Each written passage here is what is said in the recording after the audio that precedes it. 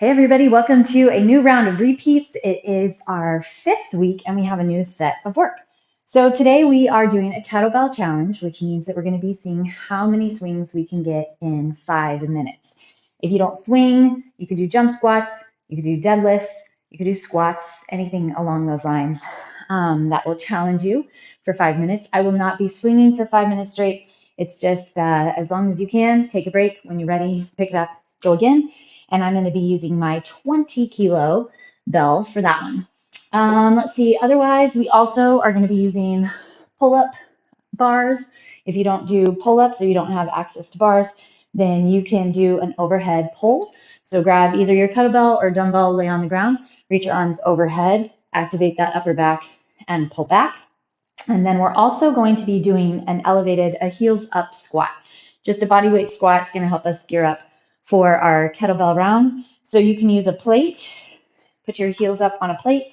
You could use a couple 10-pound dumbbells, 5-pound dumbbells, whatever. Knees will be straight ahead. I also have this slant board that I'm going to be using, so I'm going to get my heels elevated even higher. I'm just going to be going body weight, so you can stand on that, or you can tilt a bench, anything that will kind of give you some heels up activation, and you're going to go into, whatever range of squat works for you on that. So let's go ahead and get warmed up. Start with your child's pose. Sit your hips back, reach your arms forward, and then let your hips kind of shift left and right. Lengthen through the crown of the head. Feel like your spine is just elongating. Nice space in your discs. Okay, push into your hands, but let your chest stay toward the ground. Slide along and then push up. So up dog or cobra, seal pose, however you like to call it. Gently engage your glutes to protect that low back. We're going to come to our hands and knees. So shoulders shoulders over your wrist and your knees underneath your hips.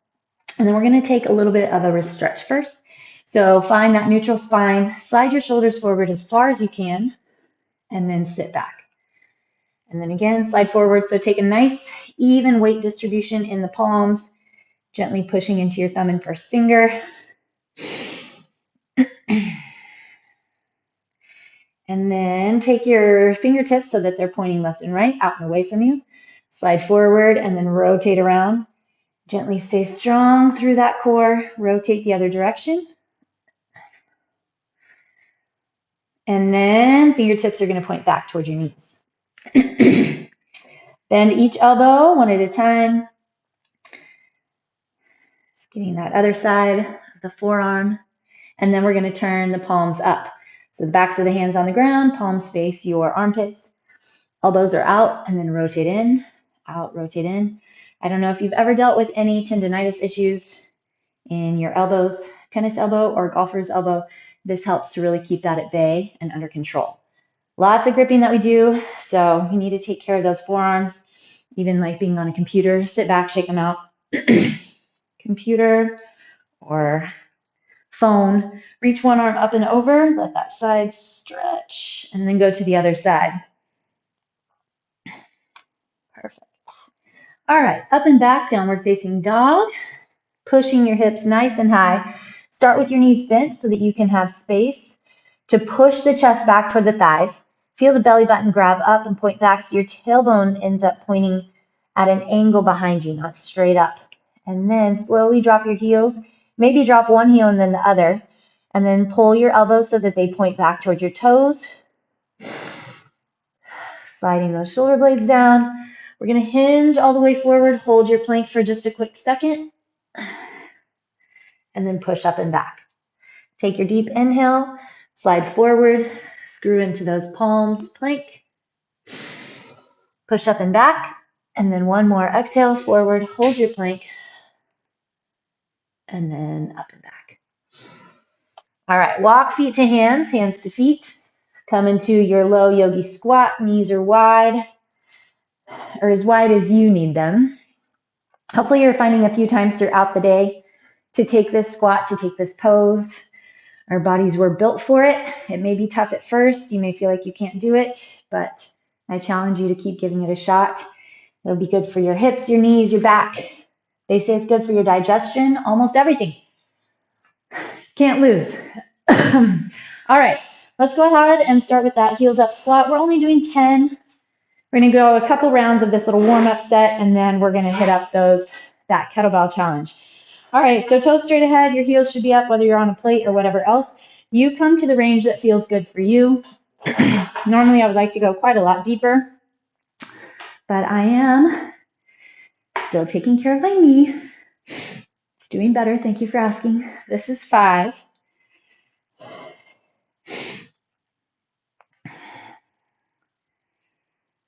7. We're just going to 10. 9. And 10. Just feel how it's a little different holding on with those toes down. Okay, a little spider lunge, side to side. Drop over to one side. Let your toes come up, and then your heel can rise on your supporting side. We're going to go 5 each direction, and you can support with your hands or lift your hands up and use just the strength of your legs, hips, back, and core to get side to side. I am assisting myself today. Taking it safe ranges, good control. Get that nice opening through the hamstring, the back of the knee, the groin, the calf.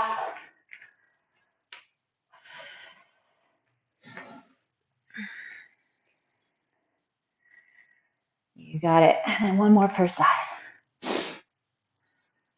From here, we get to go into push-ups. We're going to hit up 10 push-ups, and then anywhere from 3 to 6 pull-ups. I'm going to attempt to use no assistance today. See how it goes. I challenge something else if I can't really challenge the legs right now. All right. Find that standard grip, standard width for your hands, keeping your core strong so your whole body moves in a solid straight line. You do not lose your low back. So your tailbone's tucking, belly engaging. Get as low as you can.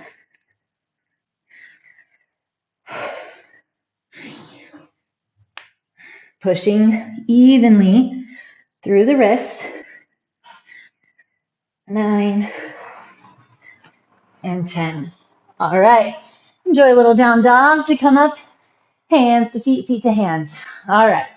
I have to face away from you so my head will fit. Getting those antagonist muscles. So chest and now back. Trying not to kip, but just pull straight up. All right. 3 and a touch. All right. Going back, we're going to do our heels up squat. So one more little round of that. Getting our heart rate ready for those swings. That's definitely something that we will experience.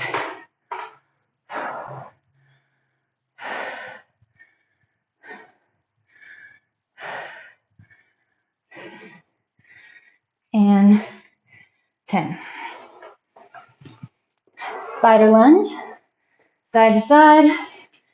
I might not go quite as deep this time. Keep it a little faster.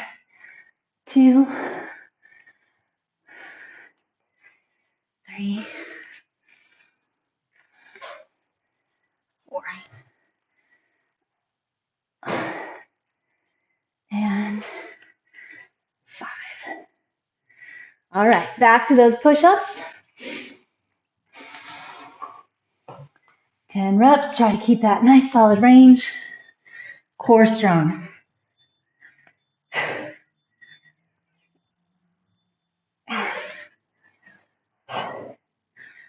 6. Feel that chest engage. The chest is doing the work to get you pushed up off the floor. Whew. All right. Back to pull-ups.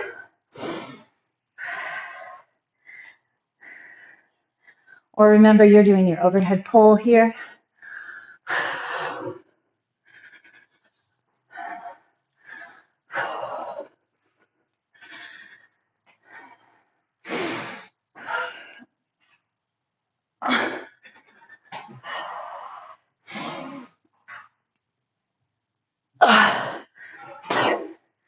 All right. Here we go. Gearing up for that swing, that challenge. You can take it wherever you're at. You can do it however you would like. I like to just push until I can't, rest until I can. My rests get longer and longer. I actually haven't done this challenge for quite a while, so we'll see how it goes. All right, even have an extra 5 seconds so we can have time to get geared up. Ready? And go. Core strong. You're only lifting the bell from the thrust of the hips. So it's that lengthening of the spine, the pitch back of your hips, chest dropping in, and then that snapping of the hips back into place. Stacking right over the heels.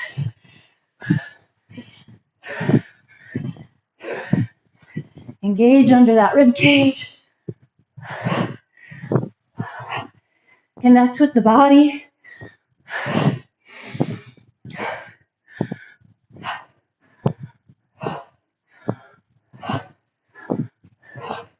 Great way to build hamstrings and glutes.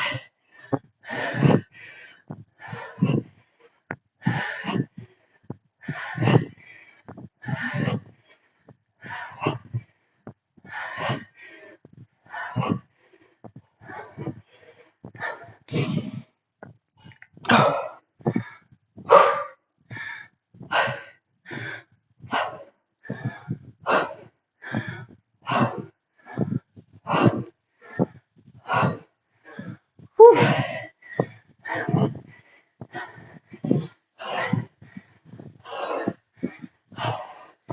A minute and a half in.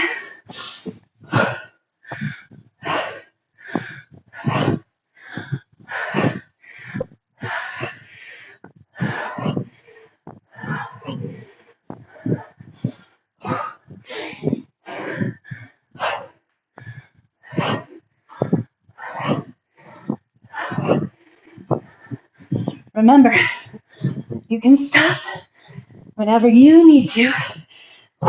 It's your challenge, your workout.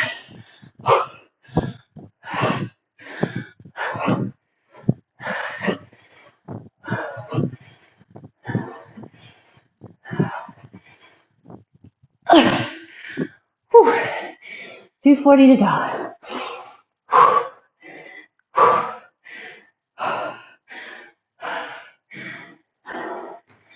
Whew.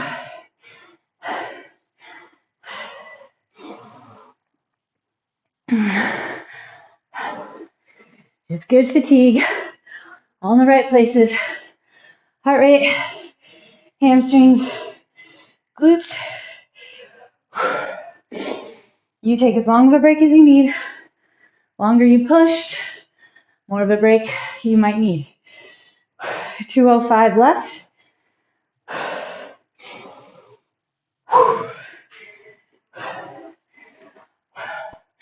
Make sure that you still have the capacity to lock down that core, to snap those hips into place.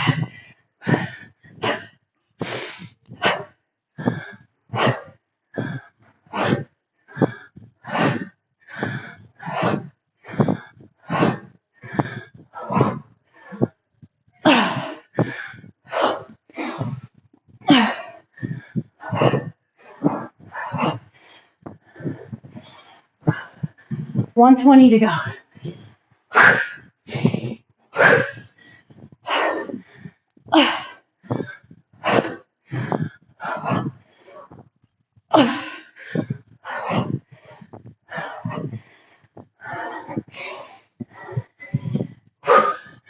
One at a time.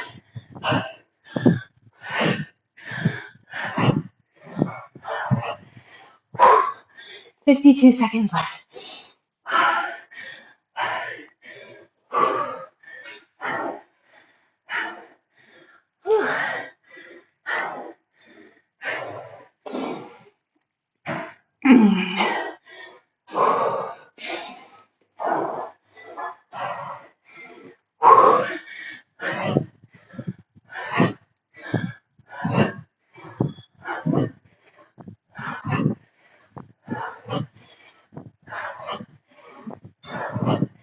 Last 17.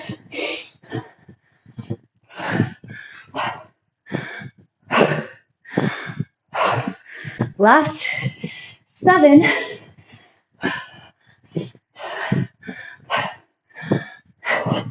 Time. Oh, whew. Nice work. All right, so try to remember your reps, or maybe the amount of time you were able to sustain. I'll walk that off. Whew.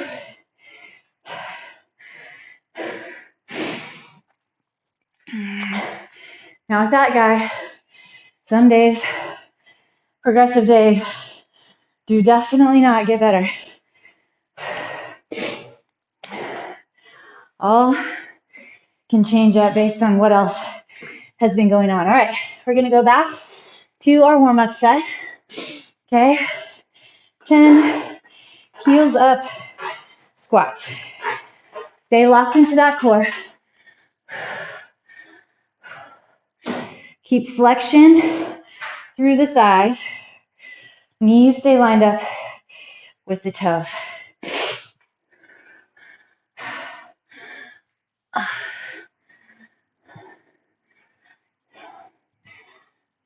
Eight,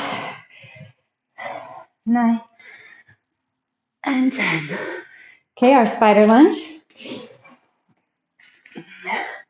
Slide over and drop.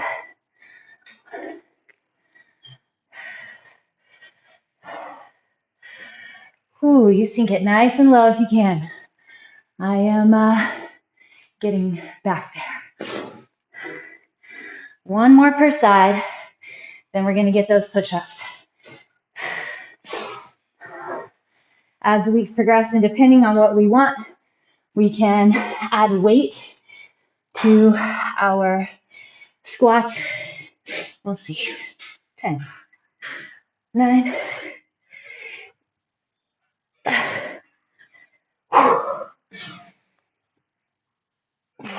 keep that plank position. Push with the chest. You're just driving that floor away. All right.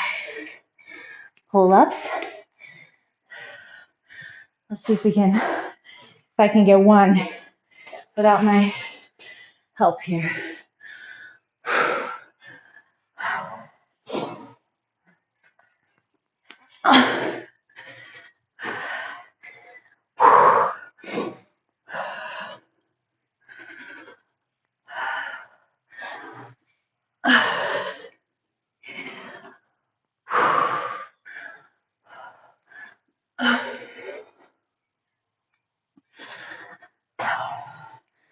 All right. Whew.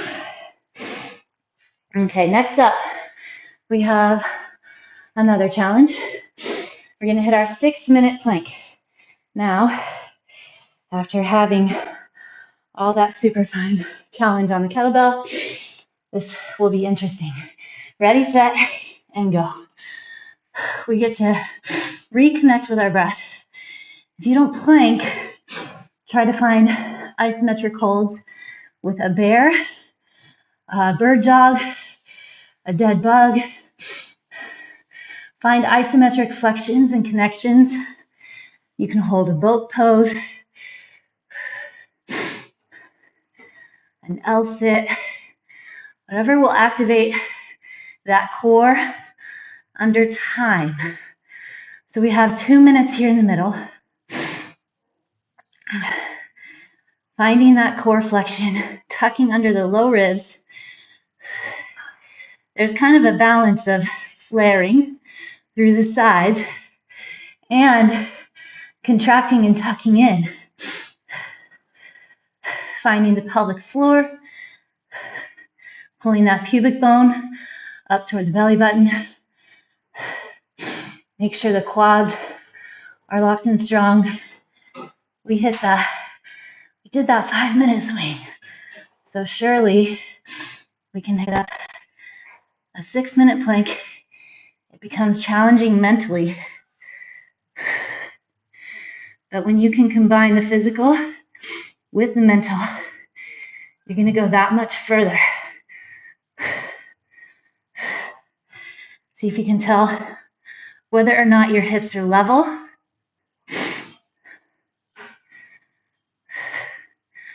I'm going to try to roll straight in. 15 seconds. We'll hit our side.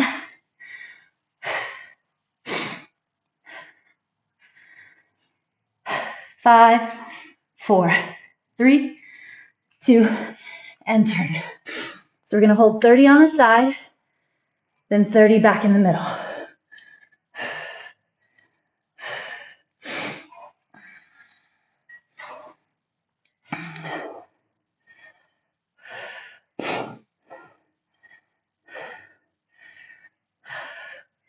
Ten seconds here. Make sure you have height in that oblique.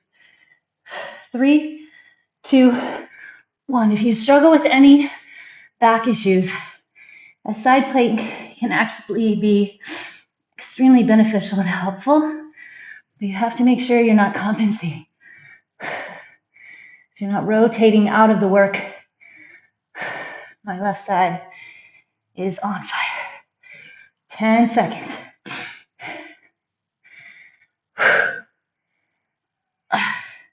3, 2, same side.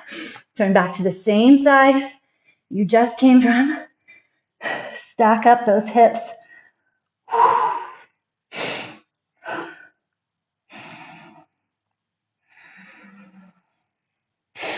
Connect with your breath. Pull the top hip forward just a little. 4, 3, 2, and turn. Oh my goodness. Oh.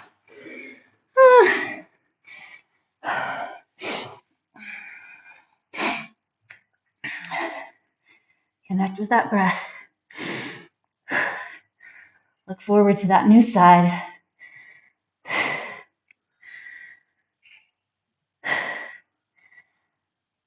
Four, 3, 2, and turn. Again, stacking up the hips, making sure that they're parallel to the wall behind you, in front of you. Find your core. The shoulders may be getting tired. Dig into the muscles through that upper back, under the scapula, back to the middle.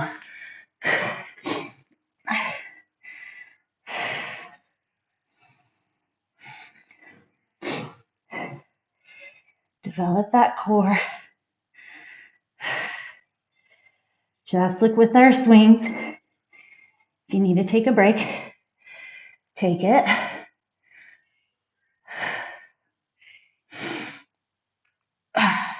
Three, 2, and turn. Stack up those hips. Flex in the back.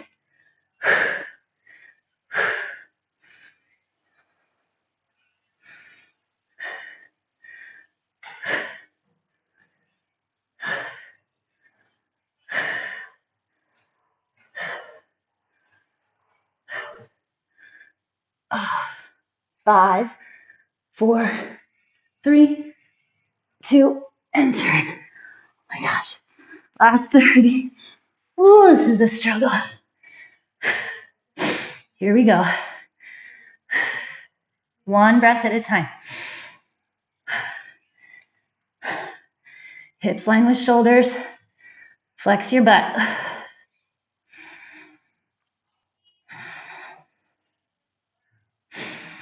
5, 4, 3, 2, and 1. Whew. All right, take your puppy dog pose here. So your butt's high in the air. Stretch your arms forward.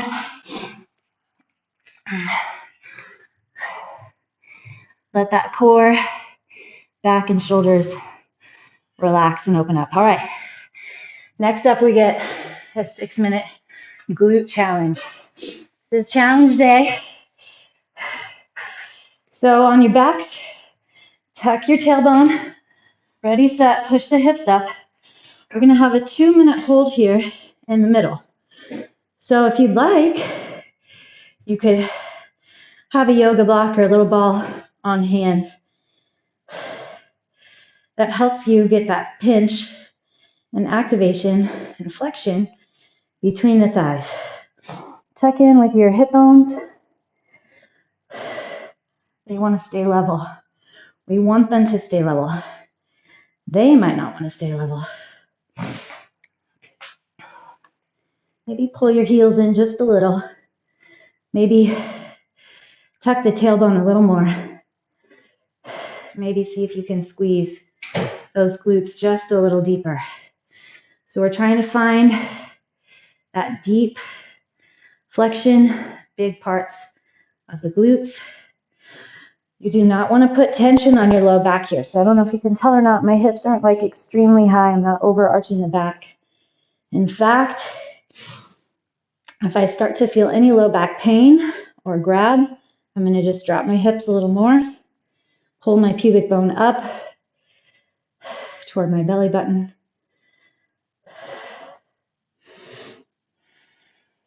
I'm going to keep this isometric hold, and then we're going to go into up and downs. 30 seconds left. A little more doable than that plank. Definitely feeling the heat in the legs. You have to force it to happen. Putting the work into the glutes, not the low back, not the knees. 10 seconds. We are going to lift our right knee toward the chest. 3, 2, 1. Pull the right knee in. And then you're just going to push top 2 inches with that glute. 30 seconds on this side.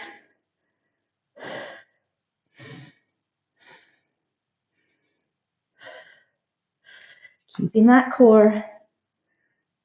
Keep the knee tugged in tight. That helps to keep the work out of the low back. 3, 2, switch. Keep that knee tucked toward your chest. Keep the heel tight toward your hips.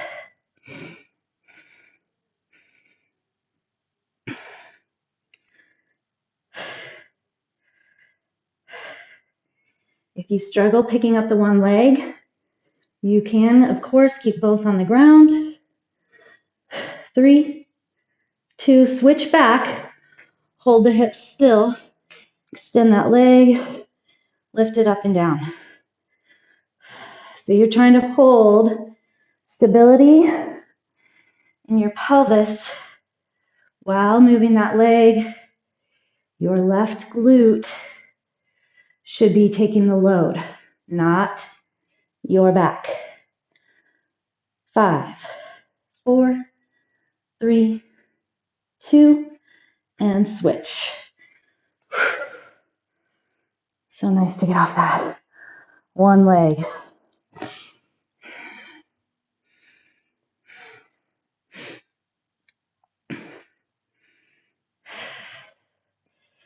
You've got it. Stay with me. Tighten up through that core. 3 seconds, we're switching back. So plant your left foot, lift the right, Engage your quad, abduct that leg. So feel free to use your arms to stabilize. I did. I want my hips to stay as still as possible. They may not be super high off the ground anymore. That's fine. Make sure your pelvis is neutral and that glute is working. Switch. Right leg in, or right leg on the ground. Left leg abducts. After this, we get to go back, both feet on the ground. We're going to move up and down for our final minute. Push into that supporting thigh. Get your glute. Do you have one side that you're better at recruiting than the other? We need to work on that. Notice it. Okay, both feet down. Make sure you're not pushing with your back. So I have my core super grabbed, braced, my knees pulling toward one another, toward that midline, flexion through the glutes. Feel like you're allowing length between all those lumbar vertebrae, the L spine. Check in, that core staying strong and supportive. Constant support. That core is on constant support. 10 seconds. 5, 4, 3, 2, and 1. Time. Oh, all right. Separate your feet so that they're mat width. Put your arms out wide with the palms on the ground. Rotate both knees to the left and put your left foot on top of the right knee. Great work. Be very constructive with your workouts. There are days where we need intensity and push. Something in our culture has built this mindset or thought for the need for high intensity every day. All right, come on up. So our bodies, rotate to the right, need recovery. So if you're like me, you have a personality that struggles to stop, relax, give yourself a full rest day. So you have to allow lower intensity days, lower intensity sets. Focus on breath, stretch, release. So today, technically, our highest intensity was that 5-minute kettlebell swing block. All right. Roll in, keep your right foot crossed over the left knee, interlace your hands around that left thigh, and pull deep into the chest. Flex both feet. So everything else geared up around it to support that high intensity. I have my moments and my days where I feel like I need more, 5 minutes not enough, but that is a huge return on investment set. You have a little bit of everything going on, and when you only have to do 5 minutes and you get to take a break whenever you want. So I took possibly a minute total worth of breaks, so 4 minutes of swinging. But you should feel the intensity, and if you have the capacity, you didn't overdo it and everything else, you'll recover better and build the muscle and the strength better, which is our whole purpose. So depending on what you're going for, unless you're trying to be a competitive athlete, we need to make sure that we are training for longevity, for duration. Is our level of push and is our level of intensity and exertion facilitating another 20 years of the same, or 30 years of the same, or 40?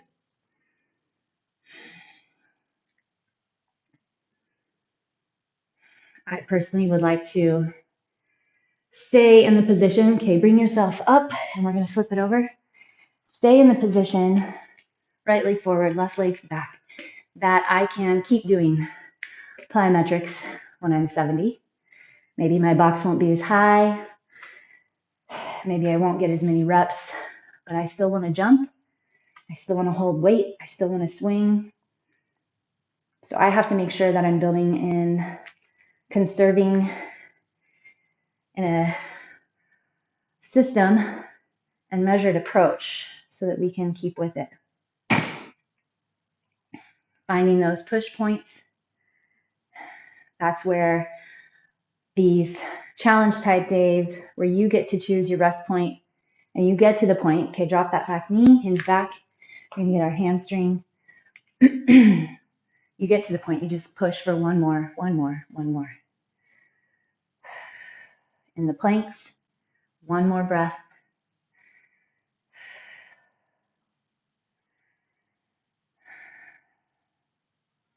In the bridges, slowing down, allowing adjustments, really building the ability to recruit the proper muscles.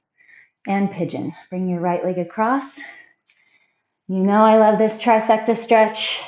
That hip flexor, inner thigh, kind of low lunge, lizard lunge to hamstring, and then now to our pigeon.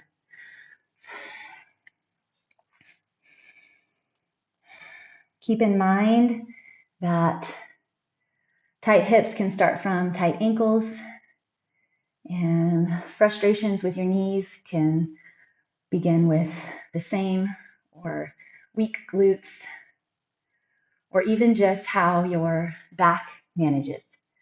If you have a tight point in your back, it may relate down the line to another issue. So I would challenge you to think outside of the box. If you have a tight right hip, maybe start checking in with your ankles. Make sure, okay, switch to your other side. Make sure that your ankles and your feet are mobile, that your arches are looking good. You can train your feet, you can train your arches.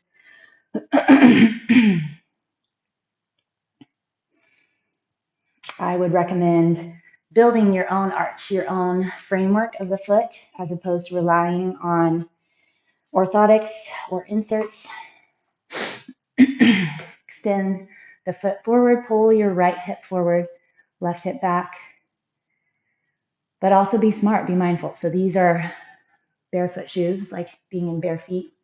Can curl them and move them, and there's no support really. It's just keeping my feet from stepping on sharp objects. But if I were to stand on concrete all day or be walking on asphalt, it would probably not be super wise to use these for a very long time. So think wise, think outside the box, experiment, find challenges, learn to trust your own mechanisms, your own body, your own systems. There's a lot of info out there, a lot of noise. Trust your body. Learn to check in with the body. And you follow what you know is good for it.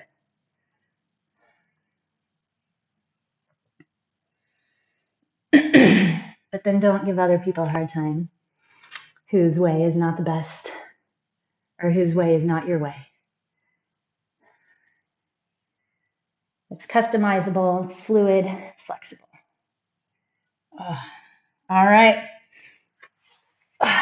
Fantastic job. I will see you again tomorrow. Keep up the good work.